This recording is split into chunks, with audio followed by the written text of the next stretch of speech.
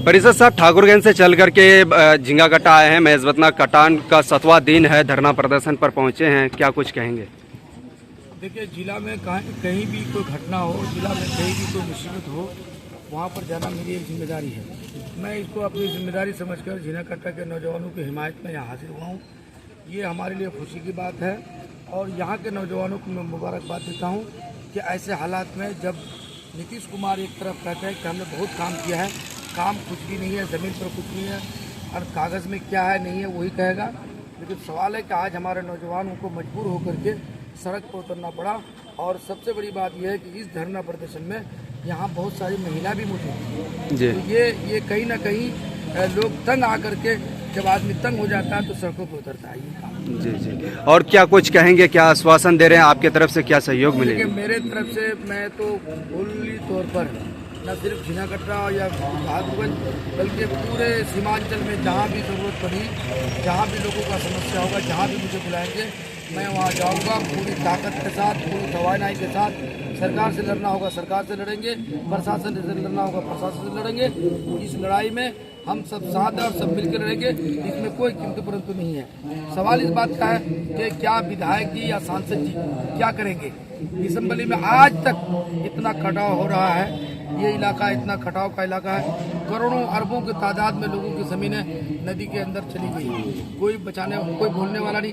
भाई एक मुद्दा बनाते, एक खड़ा होकर एक ही बात करते कि सबसे बड़ा कोई अभी मानसून इजलास होने वाला है, खड़ा होकर एक ही मुद्दा हमारे यहाँ कटाव है। महानंदा बेसन आपका प्रोजेक्ट पास हो गया, ये जो मरहूम जनाब तस्लीमुद्दीन साहब का ये दिया हुआ है। कम से कम जो चीज प्रोजेक्ट पहले हमारे सांसदों ने पास कर दिया, इन लोग तो जमीन पर उतारने का तो काम करें। तो ये सबसे बड़ा काम है, इस वक्त इन लोगों की जिम्मेदारी है, चाहे सांसद हो या विधायक हो, ये इस पर कार्रवाई करके फौरन जमीन को उतारे।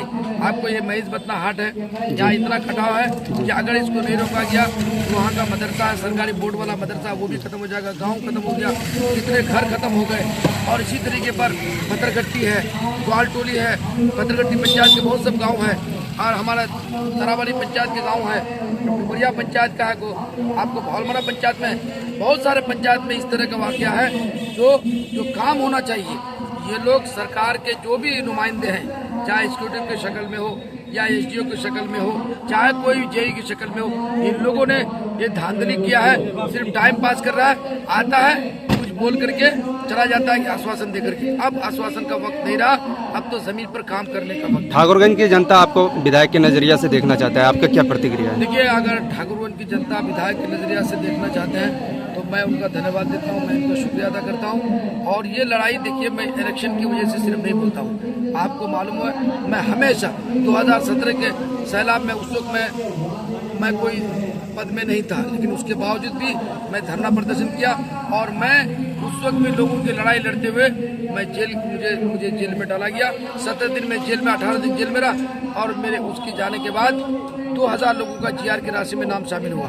तो मैं चाहता हूं कि अगर मेरे जरिए से, अगर मेरे लड़ने से, मेरे जेल जाने से आवाम को फायदा हो तो हम ये काम बार बार करने के लिए तैयार है। हम लोग डरने वालों में से नहीं है, ना हम सरकार से डरते हैं, ना सरकार के नुमाइंदे से डरते हैं, ना पुलिस प्रशासन से डरते हैं। हम तो ज़ाब्ते की बात करते हैं, दस्तूर की बात करते हैं, जो हमारा एक ह्यूमन राइट है, जो हमारी मानवता की बात है, उसके लिए हम लड़ाई लड़ते हैं। वो चाहे कोई भी हो, हम कहीं भी जाते हैं, हिंदू हो या मुसलमान हो, सिख हो या ईसाई हो, जिसको जब जरूरत होती है तो सबसे पहले उनके पास हाजिर होते हैं और काम करते हैं। और ये काम सिर्फ ठाकुरगंज दिगलबैग ही नहीं बल्कि पूरे सीमांचल में जहाँ भी मेरी जरूरत पड़ेगी इंशाअल्लाह हम लोग जाएंगे और दिलो जान से आवाम के लिए लड़ेंगे।